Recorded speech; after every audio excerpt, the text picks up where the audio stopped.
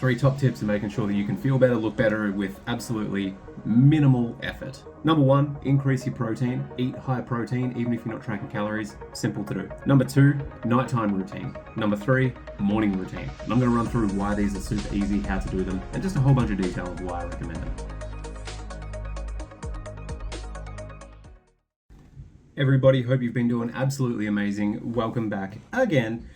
Today I'm just going to run through the 3 top tips that I'm going to give you that if you apply to your life, I know most of you are probably either going to be on the treadmill or driving or something like that, but if you have the capacity to take notes on this one, I absolutely would recommend it.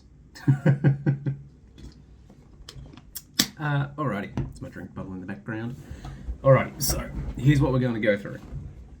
3 top tips of making sure that you can feel better, look better with absolutely minimal effort. That's what we're after, right? How do we get the most results for the minimal amount of effort? That's what we want to do, because that means we're going to most likely adhere to it, which means we're going to feel a hell of a lot better, and we don't have to really think about it that much. Plus, when we do it, it automatically makes us feel good, very low effort. It's like when you go to play a video game where you just like tick a box and it's like, wake up, tick a box, fuck yeah, did that. Make bed, tick box, fuck yeah, did that. Very low effort, big dopamine reward. That's what we're after. So the 3 tips that we're going to be running through. Eat high protein, which is incredibly easy, whether you're tracking calories or not. If you're vegan, it's a little bit different, but I'm just going to be talking in generalities. Number 1, increase your protein. Eat high protein, even if you're not tracking calories. Simple to do. Number 2, I suppose this is sort of like a 2A, 2B type of deal, but number 2, nighttime routine. Number 3, morning routine. And I'm going to run through why these are super easy, how to do them, and just a whole bunch of detail of why I recommend them. So, to get us started. Number 1, eating high protein. The reason that we want to eat high protein, I've said it before, I'll say it again. We have on average 37.2 trillion cells in our body, and every single one of them uses a broken down form of protein. Think about that for a second. It's not just for if you're wanting to build muscle, it's are you wanting to feel better? Are you wanting more energy? Are you wanting your muscles to feel better? Yes. Are you wanting stronger nails? Are you wanting better hair? Are you wanting all of these things that require strength in every area? Your hair, your nails, your teeth, your fucking skin, everything. If everything had a stat ability of strength, what would that be for insert body part here? Skin, hair, teeth, nails, that fun stuff. And that can go for muscles as well. It can also just go for you in general, mentally and emotionally. Eating high protein makes you feel fuller for longer. It makes you feel like you are back in control of your nutrition, for when you eat higher protein, you feel fuller for longer, you get more energy from it, it leads to less snacking, which means that you're more than likely going to be in a calorie deficit a lot more effortlessly. And by doing all of that and eating the high protein, having that more energy, it's going to make you feel in control for the fact that you go, I have breakfast, lunch, dinner, and maybe a snack here or there. It's no longer I'm having to chase my tail to find energy, to find food, because I have no idea what I'm doing, because I'm just always hungry, and leaving a massive hole within you. So the more protein that we can get in, the better. The number 1 thing that I would recommend for getting high amounts of protein in, dinner is usually sorted for most people, because particularly Australians, we grew up on like the meat and 3 veg. It's very simple. The biggest hack that I can give you for lunch is just make it dinner from the night before. Prepare more dinner meals and then just take one as meal prep for lunch. That way you don't have to think about what are you going to do for lunch. You really only have to think about 2 meals, breakfast and dinner, and that's about it. Lunch is sorted for you. Reheat it in the microwave at work if you can, or do something to put it in the fridge at work. If you don't have a fridge, take an esky. Figure out what it is in your life that you can do. Don't just sit there and be like, oh, well, I don't have a fridge or a microwave. And well, none of this applies to me now. Figure out a way that you can make this work. Doesn't mean come up with a homemade invention of foil in a little box and then put it out the side so that you can put it in the sun so that you can cook your sausages. I'm not talking about that at all. But everything in terms of what you're going to go through in life is figure outable. You can do it. It's very easy. It's very simple. You just have to be willing to figure out what the answer is, and even if you don't like what the answer is and it seems rather inconvenient, it's going to be a lot better than just fucking guessing and winging your way through life. I can guarantee you that. So that's lunch, that's dinner, breakfast. Breakfast is the biggest area where a lot of people feel like that's where they just don't get enough protein, because breakfast is either a bowl of cereal or nothing, or a coffee, or a piece of toast And if you're getting real fancy with it, maybe an egg on toast. Because you want to have an egg, you want to have the toast, but you don't want to have too much toast because apparently toast is the devil. I can tell you, even if you do 2 eggs and 2 pieces of toast with a light smear of butter, that's going to be pretty damn good for you. We're not looking to have a low calorie breakfast so that we can have more calories at dinner, because you're going to snack during the day. What we're looking to do is have a hell of a good breakfast so that it carries us through to lunch, so that we can have a hell of a good lunch that carries us through to dinner. That's what we're looking to do. We're looking to be as fueled efficiently as possible. If we can be fueled and have the energy and be ready to go, we're breaking up the day into little bursts. And it's not 8-hour bursts of like, oh, now I'm sleeping, now I'm at work, now I'm this. Break it up between meals. I have breakfast at 7 a.m. and then I have lunch at 12:30. Cool, what's the difference on that? That is 5.5 hours. So then from 12:30 until 6, that's 5.5 hours. How are you going to be fueled for 5.5 hours between each little break or fast or thing, whatever you're doing? For most people, they need a snack between lunch and dinner, because that's when they're finishing work, that's when the stress wears off, that's when they start to get tired.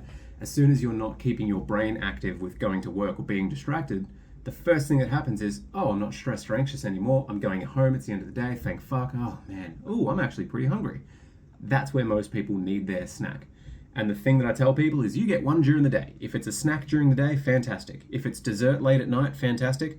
If you're trying to lose weight, that is, then try to not have that snack during the day. You get lunch, dinner, oh my God, you get breakfast, lunch, dinner, and a snack somewhere, snack or dessert. That's what I try to do when I'm trying to lose weight. Whenever I'm trying to be trim, whatever it is. Insert analogy here for looking better or physically more pleasing. That one, that's what we're doing. So those are all the benefits of getting the protein in, and those are also the benefits of getting decent calories in as well. If you can sort your breakfast, because a lot of people, as I just said, they try to have low calories for breakfast and then that ends up fucking them for later in the day when they get to dinner and they go, wow, I've got 1,200 calories left. What can I eat? And they wonder why they're so hungry late at night, and they're not really breakfast people, because they're essentially, everyone is a breakfast person if you have breakfast. And people that are like, oh no, I don't like having breakfast first thing in the morning. You don't have to have it first thing in the morning. I have my breakfast probably 2 hours after waking up. I wake up, go to the gym, do my workout, come home, and then I have breakfast. It just works out better for me that way, because instead of having breakfast as soon as I wake up, then going to the gym on a full stomach, and then getting to about 10 a.m. and being like, man, I'm pretty hungry because I ate 4 hours ago. It's a lot better for me to go do the shit that I need to in the morning while I'm not thinking about breakfast, while I can't be fucked and I'm just on autopilot, letting that shit happen. Then when I get home and I'm already woken up, I'm like, ooh, I could use a post-workout snack, and I've got an entire meal of breakfast waiting for me. So then that's an extra 600 calories with 40, 50 grams of protein in it, and that's a post-workout meal. And then that carries me, that's usually at about 8:30 in the morning. That usually carries me through to about 12:30 for when I have lunch. And lunch carries me right through until dinner. That's what we're looking for. To have quality meals that fuel us for our little blocks of days. The morning part, the middle part, and then we don't really need heaps of fuel for going to bed, but we want to feel satisfied before going to bed, because nobody likes going to bed hungry. It's bad. It's real bad. Drink break. Hey Trav, why don't you just pause the recording when you have a drink break? Because then I wouldn't be able to say drink break. That's why. So yeah, that's getting the high protein in. And that's what we're after. It's going to make you feel awesome. Figure out a way to do that. For my non-vegans, for my quote-unquote normies out there, one thing that you can do is the 2 eggs on toast. It's going to be a good place to start. What I'm doing for my breakfast, or I used to, I should say. I can't do it now. Because I'm so pissed about this. I used to do the same thing for breakfast for about 5-6 years. And it was cereal with a protein shake that was poured into the bowl of cereal. Unfortunately, that was the last thing that I ate before getting gastro.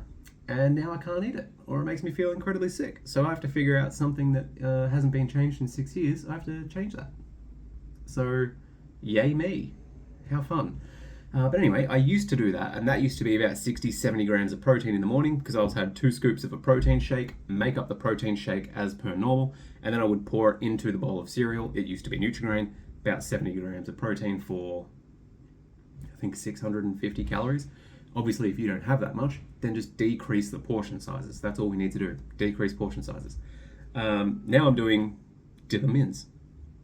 For those of you that didn't hear that, that was dip ins, like dip them ins. And I suppose there's international followers on here. And just in case you don't know what that is two, how do I say it? That is 2 boiled eggs with runny yolks. You cut the top off of them and you have a piece of toast and you dip the toast in the egg. And then when the yolk starts to get solid, you spoon out the entire egg, put it on the plate, and then you just lap it up with bread. It's way more delicious than I'm making it sound. But anyway, that's what I'm doing at the moment. Outside of that, during a quote-unquote normal day for me, it is oats where I mix in a protein scoop, so not as much because it still makes my tummy a bit weird. But oats, mix in a single protein scoop, blueberries, banana, cinnamon. That's what I'm doing at the moment. About 40 grams of protein in that for 500 calories. That carries me through for fucking ever. That can carry me through to about 1, 2 o'clock, depending on how busy I am. But that has been awesome. And then lunch is usually just whatever dinner was the night before. So this is incredibly simple. If you just start with how do I get the most protein in at breakfast, and then how can I cook enough at dinner so that my lunch can be sorted for the day after. You're only thinking about 2 meals, you only have to prepare 2 meals, and you're getting the benefit of 3 meals per day, and you're getting enough protein in. Even if you're not tracking calories or protein, you can straight up say, what is a source of protein? Where is my source of protein at this meal? How do I increase that? Even if you look at your sources of fats in that meal or that serving size, if you can decrease them by roughly 10 grams or roughly a thumb, however big your thumb is, take out a thumb worth of fats from your meals, that's probably going to be about 300-400 calories if you are very into the fat macronutrient. If you take out a thumb or even just half a thumb of fats, that's probably going to be enough to see a pretty drastic change in terms of achieving a calorie deficit. Number 2. Nighttime routine. Starting off strong, Travis. Nighttime routine. Why is a nighttime routine important? Because sleep is beyond important for figuring out, or I suppose for helping, your hunger and satiety cues. That's what we want. If you are less cranky and less emotional and your hormones have been able to be quote unquote reset or just balanced for the next day, that's going to be coming from quality sleep. That's what we want. You're going to make better decisions there. And if not, then it's going to come down to brain training. Similar to what I've done is when I wake up and I'm incredibly depressed, I have trained my brain. I have to do these things to get out of this, and to do this and to feel good, I have to do this. It's just training your brain to be a particular way and to act in a particular way. Even if your brain is telling you not, you have to somehow allow your subconscious to become conscious and make a better decision for you. That's all healthy habit building is just overriding the shit instinct. That's it. It's how simple it could be. But for this one, the nighttime routine, most people are on their phones scrolling like all shit, and then they go, now I'm tired.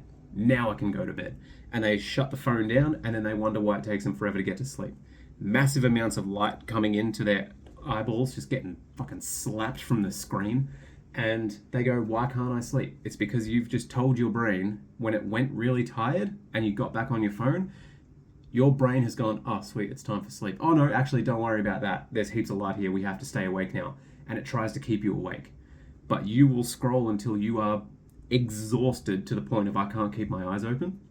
And that for you, typically, is going to be your control through the day of, I feel like I haven't had a choice to do anything during this day because I've woken up, I've had breakfast, I've done my routine, I went to work, that was shit, I came home, I looked after the kids, I cooked dinner, I did this, and now everything's ready for tomorrow. And the only point that you feel like you have total control over, or something that you can actually affect change in that you didn't have to do but that you wanted to do, was scroll on your phone until you went, okay, I am in control of my tired levels and now I can go to sleep. And that is completely fucking you. Because if you are always tired, you are always making a less desirable decision. If you are always making a less desirable decision, you are never truly going to actually be able to figure out what your potential and capacity is because you're too busy trying to figure out how you're going to get more caffeine in or how you're going to get more sleep on a brain that is operating at 40% capacity because you keep doom scrolling on TikTok. That's why we want to get away from it. I'm fucking grateful that all of you found me on TikTok about 17% of you found me on Instagram. Fuck yeah, that's what we want. And then I tell you to get off TikTok.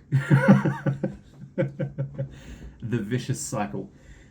But we need to figure out what your nighttime routine is, because most people are saying, insert everything that I just said, and then, okay, brain, time for sleep right now. And your brain is not primed for it. It's as if you were just waking up in the morning, and then as soon as your alarm clock went off, you just fucking rolled out into snow. And then you're expecting to be warm and happy. And why am I so cold? Why am I shivering? Why is this? Because you haven't primed yourself to be able to get into that environment. The same way that you haven't trained your brain or primed your brain to be ready to accept sleep. If we're using that analogy of falling out of bed straight into snow, you need time to prime your body, to be able to put layers on, to be able to, oh my God, to be able to put layers on, to be able to put your socks on, to put your boots on, to put a beanie on, to put all of that stuff on. It's going to take some time. You need to prime yourself ready for it. And then even then, adjusting to that climate again and again and again and again and again, it's going to take some time. You're not immediately going to, what happened to me when I went to go live in Canada. I boarded the plane in Australia on a 36-degree day, Celsius. I then arrived in Canada at negative 42 degrees, and all I had was a pair of trackies. Not ideal. Not ideal in the slightest. I wouldn't recommend it to anyone listening. There was a 70-degree swing from the time I got on the plane and got off the plane. It took 17 hours, but that was a 70-degree swing, and I had not primed for that. When I came back home after 8 months, I think it was, when I came home after that, a 20-degree day, I was like, fuck, it is hot. What are you guys doing to me? And over there, I was in boardies, like just boardies, on a negative 4-degree day. And I had acclimatized to it pretty damn quickly, which was awesome. But then obviously came back to Australia, acclimatized to that fucking quickly as well. So we're priming the body, we're priming the brain to get ready for sleep. So whatever your nighttime routine is, mine at the moment is go out and either water the garden. I'm trying to be very sparse with it because water usage, and then also the money that associates with water usage. Never found that out until I owned my house. So fun fact for you, that fucking sucks. Fun fact for you, as if all of you are just sitting there going like, we fucking know, Travis. We know. You're the one playing catch up here, buddy.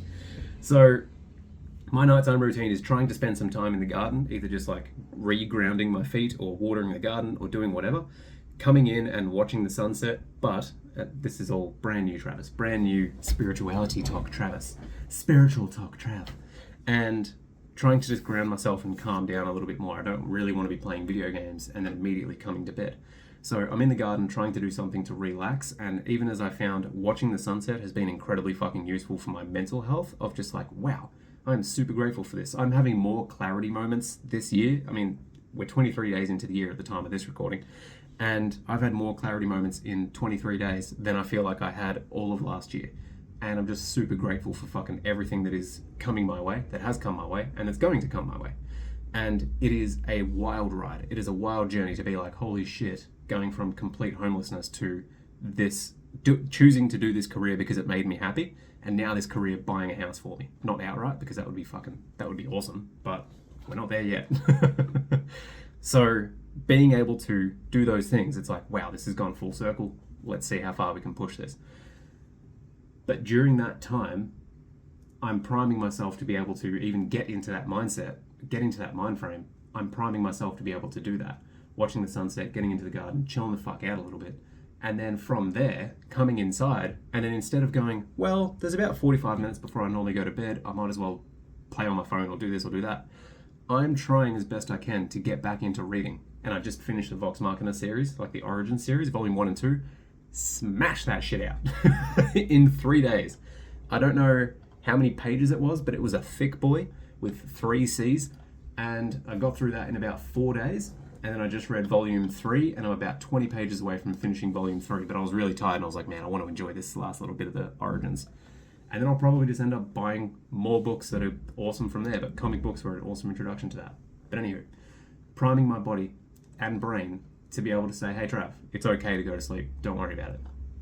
And my sleep has increased dramatically this year. In the 23 odd days, it has increased dramatically by having a nighttime routine, even though it's something that I've been talking about since 2018, 2019. Morning routine is the next one.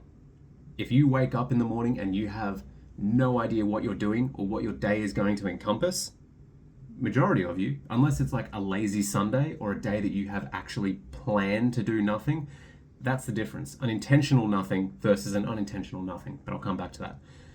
You need to know what you're doing in the morning. You need to have a purpose when you wake up. You need a reason to get out of bed. If you don't have a reason to get out of bed other than, oh, it's getting late, should probably move, you're probably not a very happy person. You're probably not exactly thrilled with where we are at the moment or wanting to wake up. Because when you wake up, it's like, oh, fuck, what are we doing now? And I know that because I lived that for the longest time. And having a purpose and finding out what am I doing in the morning, that helped me just start that. I didn't know what I was doing in the middle of the day. Obviously, now that I'm grown up, I've got a fucking job and all that fun stuff. So that's pretty planned for me. But starting the day very consistently and doing the same thing. If I have a new client, the first thing that I am trying to do for them in the gym is this is how you warm up. When you come into the gym, you do this, you do this, you do this. That's what I'm doing. I am hammering that warm up, that activation, that priming. This is what we do when we get ready to go to the gym. When we lift heavy shit, this is what we do to get ready to do that. Because if I can get them in the same headspace of, I have done all of this activation and warm up and prime and cardio and this and that. I'm making it sound like there's fucking heaps, but it takes about 15 minutes. If I do all of this before lifting, I'm gonna feel good. And doing all of the warm-up stuff allows them to feel good because they're moving their body and like, okay, now I'm getting ready for this. You wake up, you either have breakfast or you don't, depending on if you're that type of person and when your session is. You wake up, you go to the gym, you come home, you have breakfast, and then you get your day started with getting ready for work and doing all the other stuff. Ideally, that's what we're after because it's giving you straight up instructions. Step 1, step 2, step 3, step 4. You do those 4 steps, you're gonna have a really good day. That's typically how I want people to be feeling about their morning routine. It is the same thing. I wake up, my clothes are laid out, and this is where the nighttime and morning routine go hand in hand.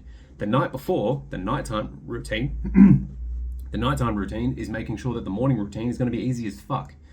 Nighttime routine. You lay out your clothes the night before. You either prep your breakfast the night before or a smoothie or whatever the fuck you're doing for that, but lay out your clothes. Let's just say pre-workout is already mixed and in the fridge. Overnight oats are already in the fridge as well. All you have to do is just combine something in there or cinnamon or whatever the fuck to make that a meal. Your work clothes are already laid out. So all you have to do in the morning routine is wake up, everything is already done. So you wake up and you don't have to think. This is the thing that I fucking love about it. You don't really have to think in the morning because it's all set out from previous version of you doing it and looking after the future version of you. And all you need to do, wake up. Your gym clothes are already out. So that's good. You just chuck them on. Pre-workout's already in the fridge. Don't even have to think about, am I going to mix it or dry scoop it or do this or do that. It's already mixed. It's already in the fridge. Go to the gym. Do your warm-up. You already know what you're doing with your warm-up. That is fucking done and dusted. You've done that for the longest time ever, and it puts you in a good state of mind for the gym. You do the gym session. You feel good. You come home. Breakfast is already sorted for you. Fantastic. You're having breakfast. And at this point, we're like an hour and a half into the morning. You haven't even had a single fucking thought yet of what do I have to do. You've just lived this 90 minutes on autopilot because it's already been sorted. Imagine if you had the first 2 hours of your day autopiloted so well that you didn't even have to think about it and you could just wake up, live that life, and it'd be so fucking simple that you could just repeat that again and again and again, and you either lose weight or body composition changes, but you feel better, your mental health is killing it, your emotional health is killing it, your physical health is improving as well, and you're not even fucking thinking while you're doing this. The only person that has to think is previous version of you for about 5 minutes. Oh, I'm going to wear this for tomorrow at the gym, I'm going to wear this tomorrow at work, the pre-workout is already sorted, and the breakfast is already sorted for the morning as well. It takes 5 minutes the night before, and you have 2 hours. This is fucking exponential gains. You have 5 minutes of thinking time at night to do the tasks that you need to do for the next morning. The next morning, 2 hours are already sorted so that you don't have to do a fucking thing other than, oh, I just have to do the things that I said I was going to do last night. No thinking involved. Very little effort. You just have to do the things on autopilot for the rest of your life. And that's it. And you will be a lot happier and healthier, barely even thinking about what you're doing because it's just so natural to you now. And now if you do miss a healthy habit, you're going to feel like crap for doing it 2 days in a row at least. You're going to feel like crap for not doing a healthy habit because you're so habitual in the healthy habits that you've just reinforced for, let's just say, 6 months, which is a very short time if you think about it. We're almost 2 months into the year already. August this year, you could be fucking sorted. Because I know it's going to get to April and you're going to go, man, where did the first half of the year go? You're going to get to August and go, man, Christmas is coming up. Or you could just live right now, make a better decision, and start doing shit for you.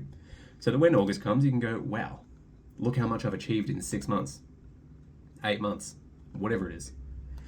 But those are the 3 things that I would recommend. High protein, sort your nighttime routine, and then sort your morning routine. If you can just sort those 3 things, you will look and feel better in every single aspect of your life, and you barely have to lift a fucking finger.